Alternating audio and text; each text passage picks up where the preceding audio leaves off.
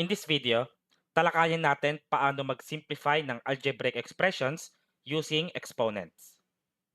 So for example, let's evaluate or let's simplify 5 raised to 3 times 5 raised to negative 1. Okay, dito i-apply natin yung product of powers property. Okay? When we say product of powers, makikita natin dito na yung ating base ay parehas. So meron tayong dalawang exponential terms, pinagmumultiply natin, tapos same ang base. And kapag ganyan daw, ang gagawin is simply add the exponents. Ang exponents natin ay 3 and negative 1. So kapag simplify natin yan, this is equal to copy the base 5 and then 3 plus negative 1 is positive 2, 5 squared. And we know that 5 squared is equal to 5 times 5, which is 25.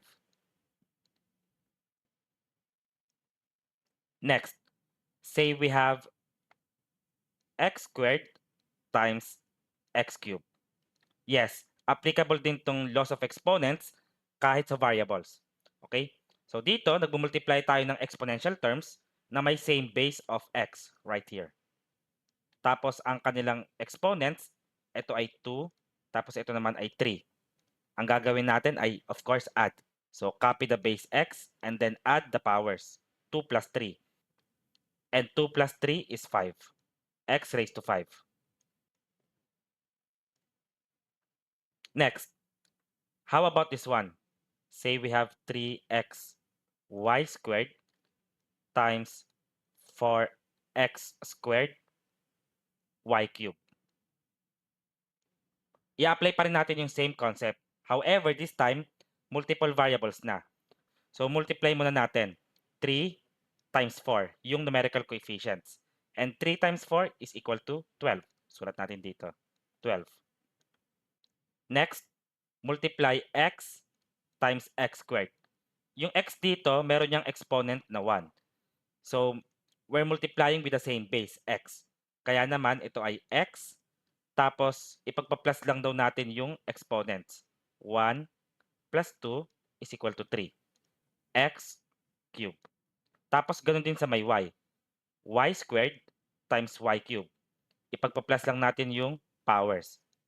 2 plus 3. 2 plus 3 is 5. So, y raised to 5.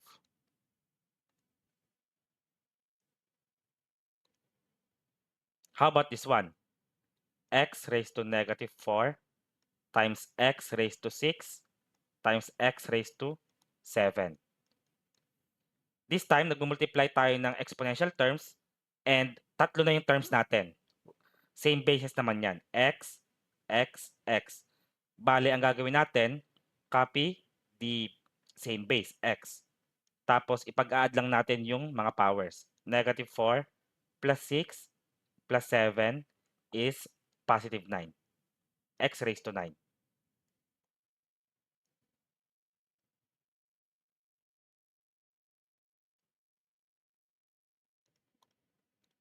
Alright. Next property tayo. Yung power of a power property. Kung halimbawa meron tayong, let's say, 3 cube and then squared. So, meron kayong inner exponent dito, tapos outer exponent. According sa power of a power rule, ang gagawin lang natin is multiply lang. So, itong 2, multiply sa 3. So, 2 times 3 is 6. Therefore, copy the same base pa rin, 3. And then, 2 times 3 is 6. 3 raised to 6. And 3 raised to 6 is equal to 729.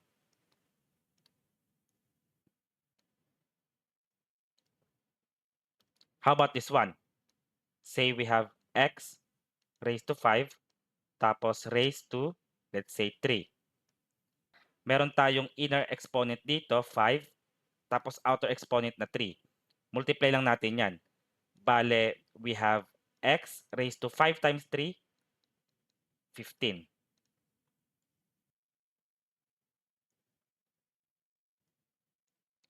How about this one?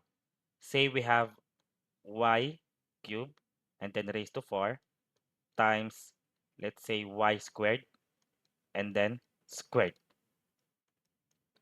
Alright, dito i-a-apply pa rin natin yung same rule, pero twice natin siyang i-a-apply. Una dito, meron kayong inner exponent saka outer exponent. Multiply lang 'yan. So 3 times 4 is 12. Therefore, y raised to 12. And then times, gano'n din sa may isang term. Inner exponent times outer exponent. 2 times 2 is 4.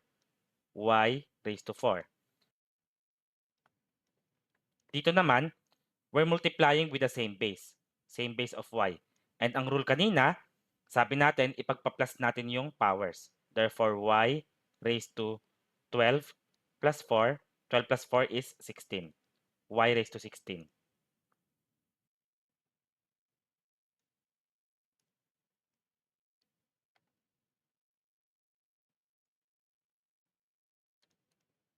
Next, let us evaluate 2 times 3 and then say raised to 4. So, ano ang value niyan?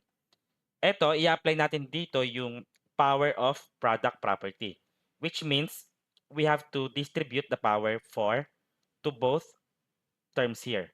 Okay? And just in case na hindi kayo aware, merong exponent na 1 dito, exponent na 1. So, multiply lang dito, tapos dito rin.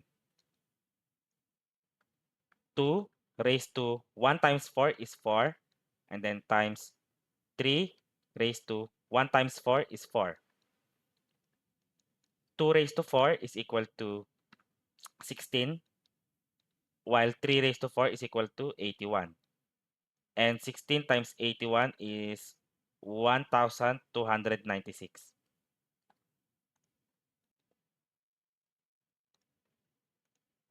Next, 5 xy and then say squared.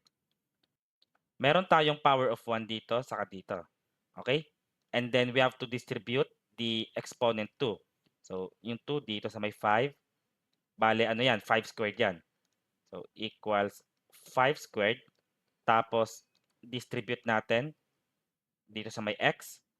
Bale, that's x raised to 1 times 2 is 2. Tapos sa may y din, y raised to 2 times 1, that's 2. 5 squared right here is 25. 25 x squared y squared. Next, let us simplify. Say we have 3x y squared and then cube. Okay, meron tayong exponents dito na 1 tapos 2. So, ayun, okay na pala. And then distribute natin yung ating exponent. First, dito. So, this becomes 3 cube and then x raised to 1 times 3. So, that's x cube. And then y raised to 2 times 3. Y raised to 6. 3 cube is 3 times 3 times 3, 27. 27 x cube y raised to 6.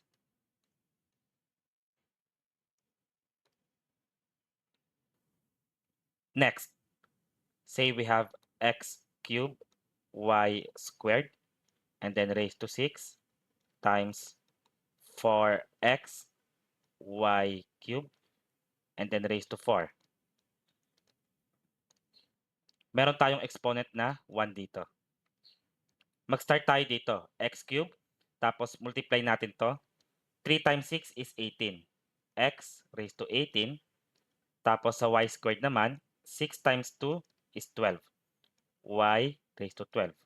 And then times 4 raised to 4. That's 256. And then 4 times 1 is 4. So x raised to 4. And then y raised to 4 times 3, 12. Y raised to 12. Next, apply natin yung product of powers rule. Start tayo sa may x raised to 18 times x raised to 4. Same base yan, kaya naman ipag-plus lang natin yung powers. 18 plus 4 is 22. So, x raised to 22. And then, proceed tayo kay y. Add the exponents. 12 plus 12 is 24. And then times 256. Tapos, i-rewrite natin, unahin natin yung coefficient.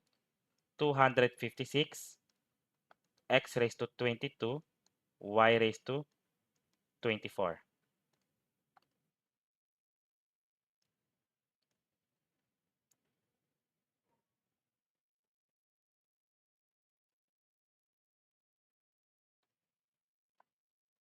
Next, suppose we have 6 raised to negative 3 divided by 6 raised to negative 6. Okay, dito naman pumapasok yung quotient property of exponents. So dito, nagdi-divide naman tayo ng same base of 6. So kapag nagdi-divide tayo ng same base, copy nyo lang yung base na yan, 6. Tapos magsasubtract tayo ng powers. Bale, negative 3 minus negative 6. Yung exponent sa taas minus exponent sa baba. And negative 3 minus negative 6 is positive 3. And then 6 cubed is equal to 216.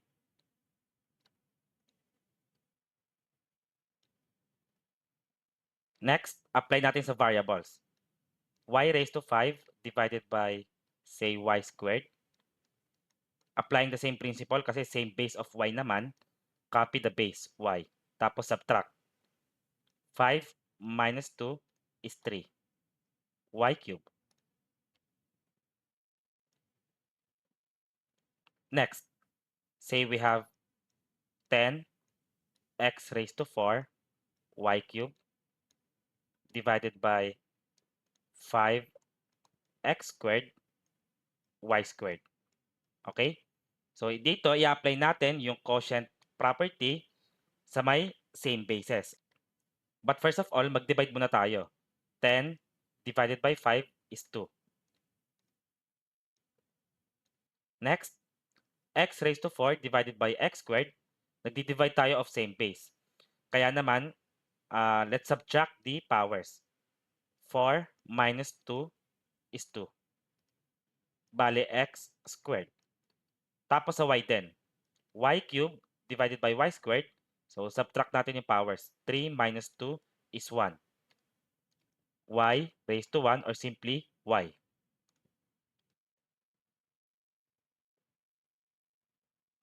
Next, let's simplify 16 m raised to 4 n raised to negative 5 divided by, say, 2 n raised to negative 5.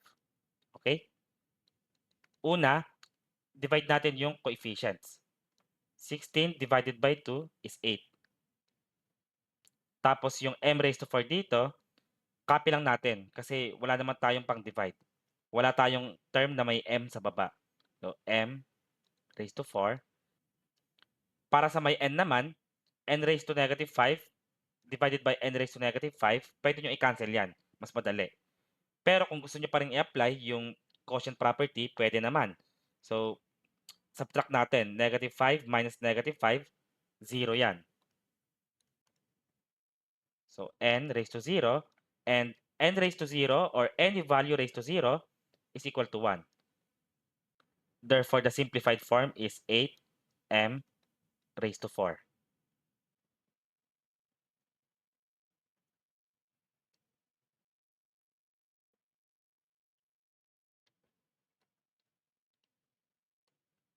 Ngayon, discuss naman natin yung reciprocal property.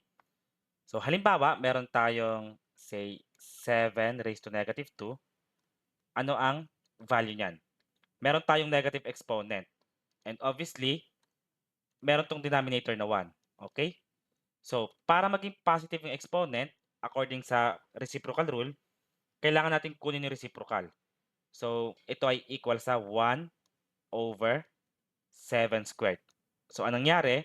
Pag kinuha natin yung reciprocal, yung exponent mo dito, naging positive siya. Kaya lang, nasa baba na siya ngayon. Okay? And 7 squared is 49. 7 times 7.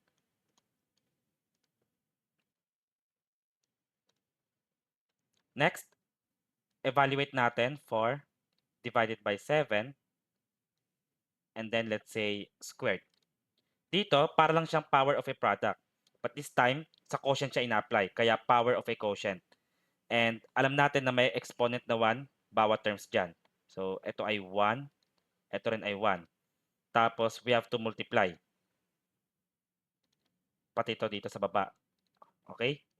Therefore, we have, sa may taas, 4 raised to 1 times 2, 4 squared. Sa baba, ganun din, 7 squared.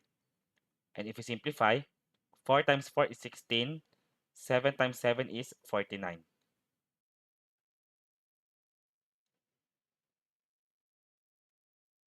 Next, say we have 11 raised to 5 divided by 11 raised to 8, tapos raised to negative 1. Okay, i-apply natin dito yung power of a quotient. Multiply natin yung exponent sa bawat inner exponent. We have 11 raised to 5 times negative 1 dito. Okay, that's negative 5 divided by 11 raised to 8 times negative 1 is negative 8. Tapos dito, pwede natin kunin yung reciprocal para maging positive parehas ng exponents. So, magiging 11 raised to positive 8 divided by 11 raised to positive 5. Tapos, dividing same base, subtract natin yung powers. 8 minus 5 is 3. 11 cube. And 11 cube is equal to 1,331.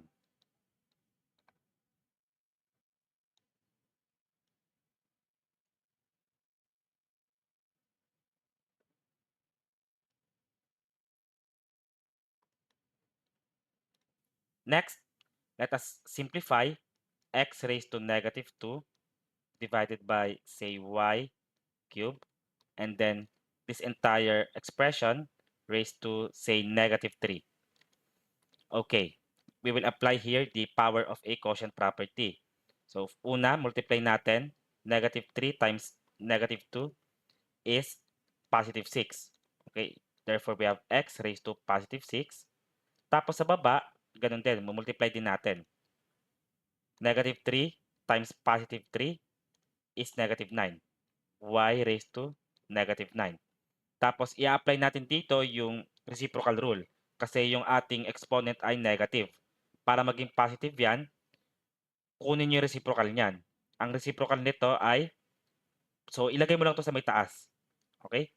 Bale, x raised to 6, y raised to 9.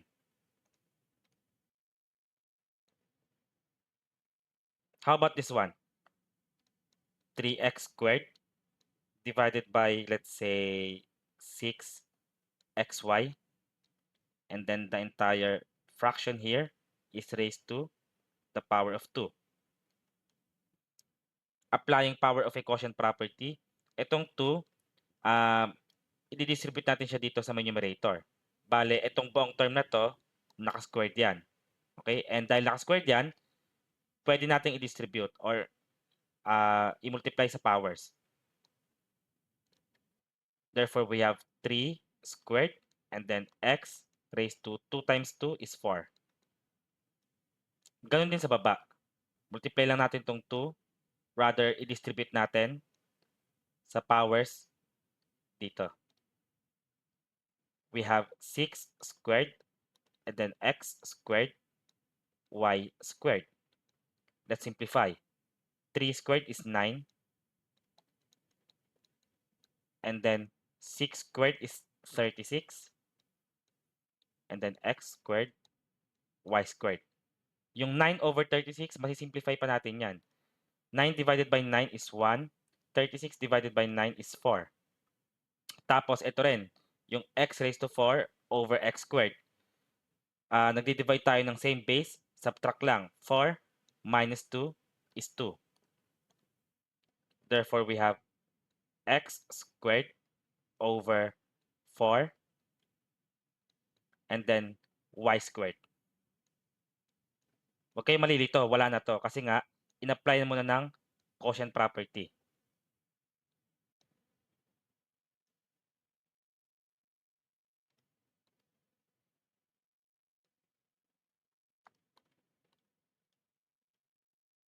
Let's try this one. X raised to negative 2 y cube and then cube divided by, say we have x raised to 4, y raised to 9. Okay. Una, distribute natin yung outer exponent sa may numerator. 3 times negative 2 is negative 6. So, x raised to negative 6. Tapos, 3 times 3 is positive 9. Y raised to 9. Divided by, copy natin, x raised to 4, y raised to 9. Apply natin yung quotient property. So, dito, x raised to negative 6 divided by x raised to 4, same base yan, subtract the powers. Negative 6 minus 4 is negative 10. X raised to negative 10. Ganun din sa may y. Y raised to 9 divided by y raised to 9. So, mas madali, cancel out na lang natin yan. And lastly, applying reciprocal rule, meron tayong denominator na 1. Para maging positive yan, it becomes 1 over x raised to positive 10.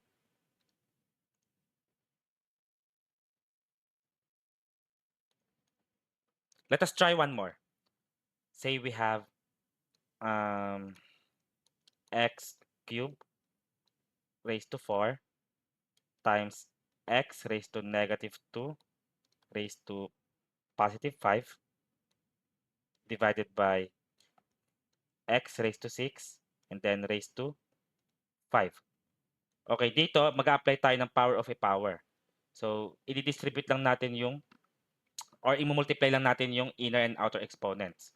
So, ayan, multiply yan. 4 times 3, ito rin. Tapos ito rin. So, we have x raised to 3 times 4, 12.